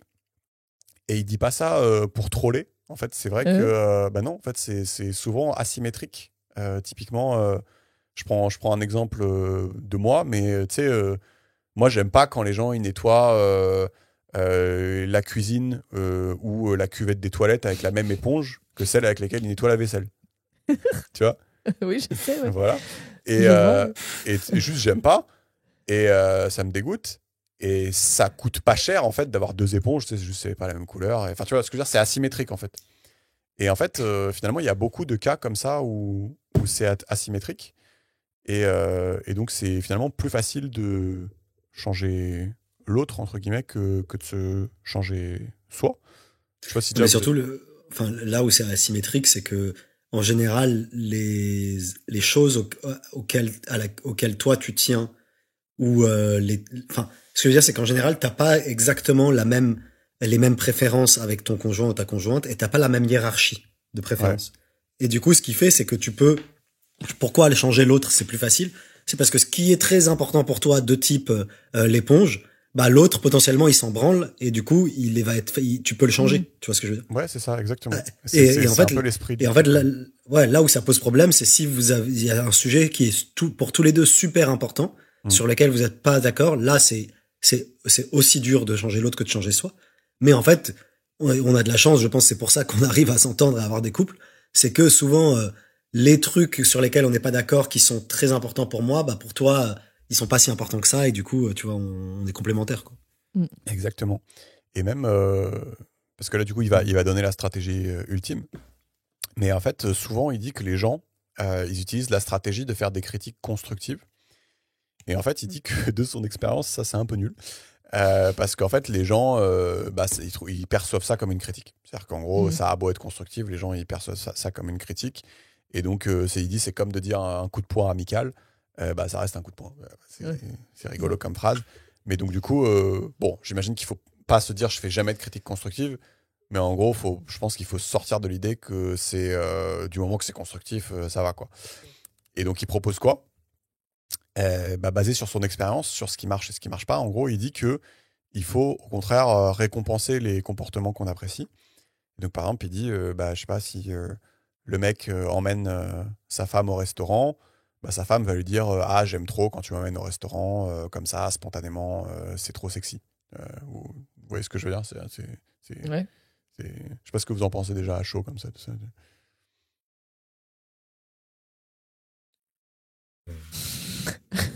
Je pense de la merde. Non, mais c'est marrant parce que du coup, quand tu dis ça, récompenser les trucs positifs, ça me fait vraiment penser à la façon d'éduquer un chien, tu vois. Ouais. Du coup, ça me perturbe un peu. C'est ça que je voulais vous faire dire. Okay. Parce qu'en fait, il dit, en fait, tout le monde lui dit que c'est malhonnête. Et en fait, lui, il est pas trop d'accord. Et il donne justement un bon exemple, je trouve. Il donne l'exemple de Nathan, qui trouvait qu'il n'avait pas assez de rapports sexuels avec sa femme, sauf quand ils étaient en voyage. Là, ils avaient beaucoup de rapports sexuels. Et du coup, Nathan, il était trop chaud pour organiser des méga voyages. Il était hyper proactif. Et en fait, tu te dis, c'est un peu triste parce que finalement, tu pourrais, si je suis extrême, tu te dis, oui, sa femme, elle se prostitue pour avoir ce qu'elle veut. Mais en fait, lui, il dit que non. Parce qu'en fait, ce qui se passe, c'est juste que sa femme, elle était trop contente d'aller en voyage. Elle était drôle, motivée, elle était hyper épanouie, voilà. Et donc, est-ce que la femme de Nathan le manipule pour organiser des voyages? En fait, non. En fait, probablement que la femme de Nathan, juste, elle est beaucoup plus ce qu'elle voudrait être quand elle est en voyage. Et est-ce que c'est une manipulation quand le fait que l'un soit heureux, ça rend l'autre heureux? Ouais, je sais pas, ça se débat en tout cas. Tu vois, c'est... Oui, mais en fait, le truc, c'est que là, quand on utilise le mot manipulation, on met tout de suite un truc négatif derrière. Ouais, exactement. Ouais. Alors que oui, là, c'est plutôt. Enfin, ouais, je sais pas comment dire. Oui, je sais pas quel est d'autres mots pour exprimer ça, mais en gros, le fait. Exprimer son. Mais en son gros, appréciation de. Ouais. Ouais, c'est ça. Oui, et puis, effectivement, au-delà de manipuler, pour moi, ce que j'en tire un peu, c'est que l'explication rationnelle n'est pas toujours le truc le plus efficace, tu vois. Et genre, c'est ce que tu dis par oui, c'est vrai. La critique constructive. C'est qu'en gros, tu sais, aussi on dit la communication, etc. C'est hyper important, machin. Et je trouve que parfois, genre, expliquer les choses et vouloir convaincre l'autre de quelque chose, parfois c'est, là, ce que t'es en train de dire, c'est que c'est parfois moins efficace que simplement récompenser le comportement que tu trouves stylé et potentiellement pénaliser le comportement que tu trouves pas stylé. Et comme ça, l'autre tout seul, il va faire sa propre truc plutôt que d'essayer de le convaincre. Tu vois ce que je veux dire? En fait, ce que je retiens de ça, c'est que la rhétorique a un peu ses limites, quoi. Et que, effectivement, Exactement, c'est aussi hyper intéressant parce qu'on aurait pu croire que de faire des critiques constructives, c'est bien. Et je suis sûr qu'il y a des couples où ils disent moi, je vais faire autant de critiques constructives que je peux parce que comme ça, au moins, on se dit tout, machin. Et en fait, peut-être. Ouais, mais qu'en fait, ça use au bout d'un moment. Voilà. Donc, oui, c'est qu'en gros, la rhétorique a ses limites et que parfois la pratique ou la récompense ou la pénalisation, parce que lui, il en parle pas, tu vois, mais tu pourrais aussi pénaliser tu vois, tu pourrais commencer à être chiant, tu vois, ça marche aussi, tu vois. Je sais pas, faudrait que je réfléchisse à ça, là. Parce que c'est vraiment si équivalent que ça. Non, mais oui, mais je trouve, c'est élégant comme solution et c'est plutôt aller dans le positif plutôt que dans le négatif, c'est plutôt sympa. Je regarde quelle heure il est. Ouais, on a le temps de faire Facebook et après on fait le pénis rétrécissant. Ok. Donc, Facebook, il dit si tu es modérément heureux dans ta relation, il faut fuir Facebook à tout prix. Parce qu'apparemment, c'est le site, LE majuscule, qui a le plus de poids dans l'infidélité. Et apparemment, c'est hyper intéressant, ça, je savais pas. C'est loin, loin, loin devant les rencontres au travail, devant le site Ashley Madison, qui est spécialisé dans l'adultère. C'est loin devant Tinder. Enfin, en gros, tout est négligeable par rapport à Facebook. Et donc, lui, il dit quand tu dis Facebook, c'est Insta, machin, enfin, c'est non, n'importe... c'est Facebook. Que Facebook. Ouais, c'est que Facebook. Et il parle de 2 ou 3 cas par semaine d'infidélité causée ou facilitée par Facebook dans son cabinet. Et déjà, moi, je me rendais pas du tout compte. Je sais pas si vous étiez au courant de ça, mais on va expliquer pourquoi, du coup. Ouais. Mais ça vous paraît logique ou il y a que moi qui suis étonné? Bah, ça me paraît logique, mais un peu à l'ancienne, quoi. Un peu, il y a 5-7 ans, quoi. Ouais, peut-être, ouais. Ouais, parce que tu sais, c'est un peu sur le déclin aujourd'hui. Mais finalement, tu vas voir que tous les trucs qu'il dit, tous les trucs où il explique pourquoi Facebook, finalement, bah, il n'y a pas sur Insta, quoi. Enfin, si on veut comparer à Insta, enfin, vous allez. Ah ouais, ok. Ouais, bah, vous allez oui, voir, et puis Facebook aujourd'hui, c'est un peu le réseau social des vieux, donc peut-être que justement, c'est là où. Ouais, bah oui. Ouais. C'est eux qui ont. Après, ce bouquin date de 2019, donc c'est aussi une info oui, ça fait 5 ans. qui est bonne à prendre. Donc ça a peut-être changé depuis. Mais c'est vrai que vas-y, explique pour vous allez voir. Ouais, du coup, en effet. Donc pourquoi ça a un poids énorme? Bah déjà, il y a toutes les personnes avec qui tu veux coucher sur la plateforme, parce que tout le monde y est. Tu interagis avec des personnes que tu as perdu de vue depuis 15 ans et avec qui tu ne devrais pas interagir en fait en temps normal. Je pense qu'on a tous constaté aussi, c'est hyper drôle ça, c'est toutes les filles un peu jolies, elles ont toujours 10 fois ou 100 fois plus d'amis que toi. Et juste, moi, j'ai pas constaté ça. Genre, c'est vraiment, c'est très très drôle. Enfin, en gros, tu sais, on a tous vu notre pote qui est ami sur Facebook avec la fille du taf ou la fille de la promo un peu jolie. Et évidemment, il n'est pas ami avec Antoine, le mec du premier rang. Enfin, il a jamais parlé aux deux. À aucun, il leur a parlé. Mais sur Facebook, il a choisi. Il n'est pas ami avec Antoine. Donc, en gros, c'est transparent pour tout le monde, mais c'est très drôle. Et ça, on commence à comprendre des choses quand on dit ça. Donc, tu peux communiquer en public et en privé avec les personnes en question. Et en fait, je pense que le point clé et central, c'est que tu as ce qu'on appelle le déni plausible. C'est-à-dire qu'il y a d'autres personnes sur la plateforme. Et donc, le truc classique qui me vient à l'esprit, c'est, tu sais, tu rencontres quelqu'un lors d'une soirée du taf, par exemple. Tu crées un groupe pour parler de la soirée. Qui a oublié son écharpe ou c'était bien, on s'envoie les photos. Et en fait, on y est, quoi. Enfin, déjà, on y est, quoi. Enfin, en gros, tu peux réorganiser un événement en comité un peu plus réduit, tu peux faire des messages privés, à toi, t'apportes quoi, finalement, à boire, à la personne que tu as dans ton collimateur. En gros, c'est trop facile. Et tu as le déni plausible plus. Enfin, tu es là, bah oui, c'est ma soirée du taf, machin, voilà. Et en plus, voilà. Et pour finir sur le déni plausible, il dit aussi, tu sais, sur Facebook, il y a des business, donc tu peux dire, je regarde les notes de la pizzeria qui vient d'ouvrir en bas. Enfin, en gros, tu as plein de raisons d'être sur Facebook, c'est pas que pour être infidèle. Donc, juste, tu peux passer ta journée dessus et personne ne peut rien te dire. Et donc, c'est assez puissant. Et le dernier truc aussi puissant, c'est que forcément, bon, déjà, tu peux poster de façon filtrée ce que tu veux montrer ou pas, mais ça permet aussi de flirter de manière indirecte. C'est-à-dire que tu vas liker une photo, mais vu que plein de monde l'a liké, déni plausible. Tu vas poster des trucs en rapport avec ce qu'il ou elle aime. Tu vois, c'est un peu du flirt indirect. Donc, c'est quand même hyper intéressant quand on y pense. Je ne m'étais pas rendu compte à quel point c'était vérolé, quoi, dans ce sens-là. C'est un outil d'adultère surpuissant, quoi. Après, pour moi, ça s'applique un peu à. Enfin, je pense que c'est pas intéressant de se focaliser juste sur Facebook. Je pense que ça s'applique à un peu n'importe quel réseau social. Peut-être maintenant, oui, oui. Maintenant, mais effectivement, enfin, moi, ce que je trouve intéressant là-dedans, c'est un peu les mécaniques. Tu vois, je trouve que indirectement, en parlant de Facebook, l'auteur décrit un peu les mécaniques de l'adultère.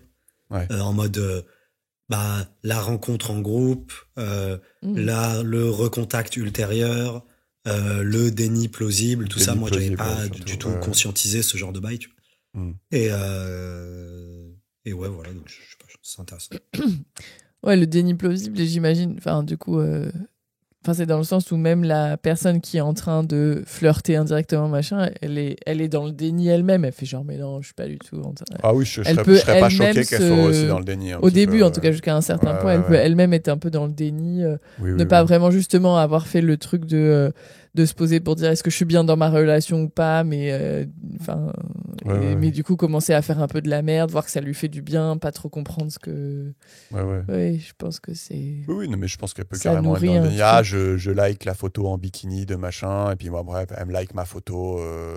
Et t'es là, genre, ah ouais, ok, d'accord. Tu vois, et hop, tu sens que j'aimerais bien qu'elle like une autre photo. Je vais essayer de mettre un autre truc. Ouais, voilà. Non, mais carrément. Ah, je sais qu'elle aime bien ça. Et c'est. Enfin, en gros, il n'y a pas de conseil si ce n'est de éviter Facebook. Mais. Après, encore une fois, d'éviter Facebook quand t'as un couple où l'adultère, c'est. Vous êtes mis d'accord qu'il faut pas se tromper, quoi. Enfin, tu vois, ce que je veux dire, c'est que j'essaye aussi c'est pas du tout l'objet du bouquin, et bref, tu vois. Mais j'essaye d'être un peu plus ouvert que ça sur les couples et de considérer, tu sais, ça rejoint ma masturbation de base, là, sur le fait que le mariage, ça doit pas être le seul et unique, enfin, le couple éternel, ça doit pas être le seul et unique modèle. Et pour moi, au même titre, genre, le couple fidèle, ça doit pas être le seul et unique modèle.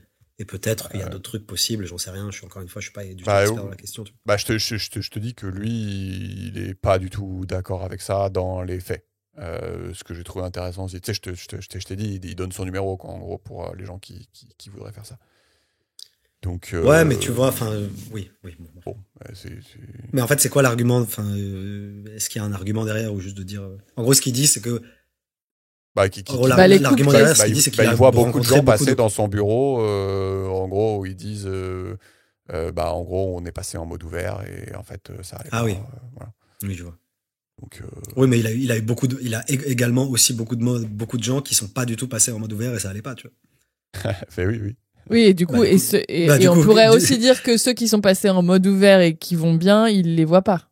Oui. En fait, ce que je veux dire, c'est que la conclusion qui est de dire que de passer en mode ouvert, ça génère le divorce, sur la base de ce que tu me dis, on peut pas conclure ça, tu vois. Non, mais je suis pas sûr qu'on puisse conclure ça, en effet, mais c'est plus,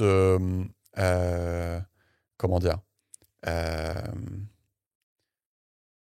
je pense que ce qu'il arrive à avoir comme retour, c'est que quand il y a eu un problème dans le couple et qu'ils se sont dit on va le résoudre en passant par ce chemin-là, ça ne marche pas. Après, en effet, oui.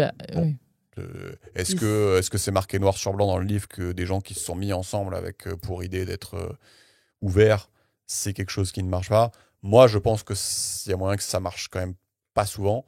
Mais ça, c'est parce que t'es serbe. C'est parce que je suis serbe. C'est parce que t'es serbe ultra conservateur. Je suis serbe ultra conservateur. Mais tu vois, je serais ouvert à ce qu'on me dise non, en fait, statistiquement, ça marche vachement bien et tout. Bon, ça m'étonnerait, mais je suis pas fermé à l'idée. Je veux dire, c'est possible, quoi. Et donc voilà. Enfin, bref, on est parti dans une tangente là-dessus, mais en tout cas, hyper intéressant le truc de Facebook, même si c'est un peu un conseil à la con. Enfin, c'est un faux conseil, quoi. N'ayez pas Facebook. Mais ouais, c'est. Méfiez-vous de Facebook et des réseaux sociaux. Et méfiez-vous de vous-même aussi, du coup. Non, mais en fait, c'est plus ça, oui, je trouve. Il y a aussi ça. Ne soyez pas si sûr que ce que vous faites est innocent. Quand vous racontez à vous-même que non, je like juste sa photo. Voilà. Bon. Oui, voilà, mais c'est pour ça. En fait, je pense que c'est aussi pour ça qu'on est parti sur la tangente. C'est qu'effectivement, le vrai apprentissage, c'est méfie-toi un peu de toi-même et tes actions, ou parfois tu te mens à toi-même. Sur ce que t'as l'impression que c'est des actions innocentes alors que ce que tu cherches, c'est autre chose. Et en fait, on est parti sur la tangente parce que moi, je peux considérer, encore une fois, j'ai pas du tout étudié la question et je ne suis même pas sûr que ce que je raconte c'est vrai, mais je suis dans le doute là-dessus, tu vois. Et je suis dans le doute sur le fait que est-ce que chercher autre chose c'est nécessairement mauvais, tu vois. Ouais, non, d'accord. Bref, du coup, on n'a pas la réponse et c'est pas adressé dans le bouquin. Mm. Mais en gros, c'est pour ça qu'on est parti sur la tangente, tu vois. C'est que Mais là, si. il y a un présupposé que faire ça, c'est nécessairement quelque chose de pénalisant, tu vois. Yes. Et maintenant, The Shrinking Penis. Alors, il vous dit, ce chapitre est totalement gratuit. C'est-à-dire qu'il aurait pu faire semblant qu'il allait passer un message, donner un conseil, mais là, c'est juste gratuit. Vraiment, il a décidé de pas nous insulter en disant il va y avoir une conclusion à la fin. C'est gratuit. C'est juste une anecdote pour Voilà, le kiff, quoi. c'est juste marrant. Ah, c'est juste rigolo, quoi. Il a envie Voilà. de partager, quoi. Il a envie de partager parce que c'est rigolo. Donc, c'est l'histoire de Sana qui voulait faire annuler son mariage. Et apparemment, moi je ne savais pas, mais annuler un mariage, c'est rarissime. Donc, Ouais. lui, il en a fait 3 sur 1200 divorces. Voilà. Et son collègue qui a fait toute sa vie, il en a fait 0. Mm. Donc, c'est rarissime. Et elle voulait faire annuler son mariage. Donc, Sana rencontre Fazal sur un site de rencontre de musulmans sunnites. Donc, voilà, ils ne sont pas dans l'attente du 12e imam, c'est pas leur délire. Sunnites. Et le site explique qu'ils étaient astrologiquement hyper compatibles. Ok. Fazal est donc venu aux US depuis le Pakistan et en 48 heures, ils étaient mariés. Parce qu'effectivement, ils sont astrologiquement compatibles, donc j'ai envie de te dire. Voilà. Il n'y a pas besoin d'attendre, il n'y a pas besoin pas le temps de d'essayer. niaiser, quoi. Qu'est-ce que À c'est un moment que donné, vivre ensemble, voilà, ça, on c'est- s'en fout, on est Ils astrologiquement sont compatibles. astrologiquement compatibles. Donc Fazal, ce qu'il fait, c'est qu'il retire la moitié de l'argent du compte en banque de sa femme et il disparaît dans la nature. Voilà, donc Fazal Wow. qui est un fin stratège pour ne pas dire autre chose de plus péjoratif. Et donc Sana veut faire annuler le mariage. Oui. Ce qui est quasi impossible en fait, parce qu'il faut prouver que, en gros, il faut prouver un truc de fou, quoi. En gros, soit que Fazal il était stérile et qu'il lui a pas dit, soit qu'il était pas musulman et qu'il lui a pas dit. Enfin, en gros, il faut un truc énorme. Soit qu'il avait un shrinking penis. Soit qu'il avait un shrinking penis, comme on va le, comme on va le constater. Et donc, en plus de faire, voilà, et donc voilà, il faut vraiment un truc énorme pour faire annuler le mariage. Et en plus, malheureusement pour Sana, faire annuler le mariage, ça va impliquer forcément que Fazal a commis une fraude et donc il ne peut pas rester aux États-Unis. Donc Fazal, il est pas chaud, tu vois, pour faire annuler le mariage globalement. Ça, c'est important. Voilà. Donc évidemment, l'avocat, l'auteur du livre, il dit bah moi, je te propose de faire un divorce. Sana, on va pas annuler le mariage, c'est impossible. Mais dans la culture de Sana, c'est très très important qu'elle se soit jamais mariée. Et c'est encore plus important que le mariage n'ait pas été consommé. C'est-à-dire qu'il n'ait pas eu de rapport sexuel. Très important pour Sana. Et il se trouve que, alors ça j'ai du mal à comprendre, mais si un mariage n'a pas été consommé, apparemment c'est un argument puissant pour dire qu'il faut annuler le mariage parce que ça appuie le fait qu'en gros Fazal il s'est marié juste pour prendre la thune et se barrer. Je pense qu'on n'était pas obligé de... Enfin, bref, on aurait pu constater même sans ça, mais c'est un argument puissant de Ok. dire ok, le mariage n'a pas été consommé. Voilà. Et donc évidemment, Fazal, lui, il dit bah, qu'ils ont consommé le mariage, fin stratège qu'il est, et Sana dit que ce n'est pas le cas. Et comment faire? Parce qu'en cas de doute, c'est Fazal qui l'emporte. Donc comment faire quand l'un dit j'ai consommé et l'autre dit j'ai pas consommé? Donc je vous pose la question, comment faire? Vous êtes l'avocat. Putain, mais elle était censée être vierge, elle, avant le mariage Elle ou pas était vierge, ouais. Bah, du coup, tu vérifies si elle est toujours vierge ou pas, non? Ah ah. Comme avocate en herbe. Oh yeah. Donc, ils emmènent Sana chez Oh, le mais quel gynécologue enfer. pour vérifier si son hymen a été brisé. Mais en fait, c'est quasi impossible, d'après le gynécologue, d'avoir un hymen intact à 36 ans, parce que là, je n'ai pas précisé, mais elle a 36 ans. Il peut se briser pendant les menstruations, quand tu insères un tampon, quand tu fais du sport, ça devient de plus en plus fragile avec l'âge. Voilà, c'est pas moi qui suis un expert, c'est le gynéco qui explique dans le bouquin. Et donc, le gynéco, il dit, mais vous, là, ça sert à rien, juste il va être brisé, l'hymen. C'est pas la peine de tortiller. Mais ça ne donnera pas d'éléments pour savoir Voilà, si ça ne vous sert avez absolument à Ken rien. ou pas. Et là, devinez ce qui se passe avec l'hymen. Il est pas brisé. Il est intact. Oh Et my là, God. l'avocat se dit « Game on, motherfucker ». Et donc, il arrive au tribunal comme un coq et il commence à interroger Fazal et il lui fait « Avez-vous eu des relations sexuelles avec ma cliente ?» Et donc Fazal, il fait « Bah ouais. » « Avez-vous inséré votre pénis en érection dans son vagin ?» Et Fazal, il fait « Bah ouais. » « Avez-vous effectué des allers-retours avec votre pénis dans le vagin de ma cliente ?» Et Fazal, il fait « Bah oui. » Et là, à chaque fois, le juge l'arrête et dit « Mais vous êtes taré, en fait ?» Et l'avocat répond « Attends, ça va être gaulerie. » Et ensuite, quelle est la taille de votre pénis en érection, monsieur ? Et là, le juge devient fou. Et donc, il insiste. Et le gars de Fazal dit, il fait un geste avec sa main et il fait, c'est environ 12 cm, quoi. Et là, une fois que Fazal a dit que c'est environ 12 cm, ils appellent le gynécologue à la barre. Et le gynécologue, il dit, voilà, l'hymen, il est intact. Et là, Fazal, il est bien emmerdé. Et il dit, je dois vous confesser que je n'ai pas été tout à fait honnête sur la taille de mon pénis. Il est vraiment tout petit. Et alors, tout le monde se tourne vers le gynéco et demande, bon, d'accord, mais est-ce que c'est possible qu'un petit pénis ne fracture pas l'hymen ? Et le gynéco dit, non, c'est impossible, même avec un microphallus, c'est-à-dire qui est défini cliniquement en ayant c'est cliniquement défini comme étant moins de 7 cm en érection, ça fracture l'hymen. Et donc, ils se tournent vers Fazal et ils font, du coup, vous avez un pénis plus petit qu'un microphallus. Et là, Fazal, il abandonne et il dit, ouais, ok, on n'a pas consommé le mariage. Il préfère dire qu'il n'a pas consommé le mariage que de dire qu'il a un pénis de moins de 7 cm. Voilà, mais je pense... Alors, l'histoire ne le dit pas, mais je pense que juste, ils n'ont pas consommé le mariage. Oui, non, mais oui. Oui, pour ceux qui n'auraient pas compris. Mais oui, mais ça, sûrement. Mais du coup, il pourrait continuer à mytho en disant, j'ai un pénis qui fait 5 cm. Il pourrait continuer à réduire son pénis à l'infini. Mais c'est ça qui est ouf. Retourner au Pakistan. Voilà. Il préfère retourner au Pakistan que passer pour un mec qui a un pénis de 4 cm. Non, mais le truc, c'est qu'à un moment, il y aurait eu un check, tu vois, genre, tu vois ce que je veux dire, genre, c'est pas uniquement de passer, genre, il y a un moment, il y a genre, j'avais même pas pensé, j'avais même pas pensé à lui demander de non, mais tu vois, il peut pas juste, montrez-nous. C'est genre, s'il avait dit 2 cm, il aurait pas gagné, tu vois, genre, je suis désolé. Et je tiens à dire quand même qu'il n'est pas retourné au Pakistan parce que Sana lui a pardonné, elle n'a pas porté plainte, donc, voilà. Donc, mais voilà, mais Georges, tu marques un point quand même en disant qu'en effet, ils auraient peut-être vérifié. C'est pas tout à fait. Donc, ils pouvaient pas mytho trop loin non plus, quoi. Ouais, c'est pas tout à fait par pride. Ouais, c'est pas tout à fait. Je pense qu'il aurait dit 1 cm sinon, tu vois. Il aurait négocié. C'est combien pour pas briser l'hymen ? C'est 1 cm. Moi, c'est même 0,5. Voilà, c'est le shrinking penis. Shrinking penis, voilà. Donc 0, il dit 0 conseil. Ça n'a aucun. Voilà.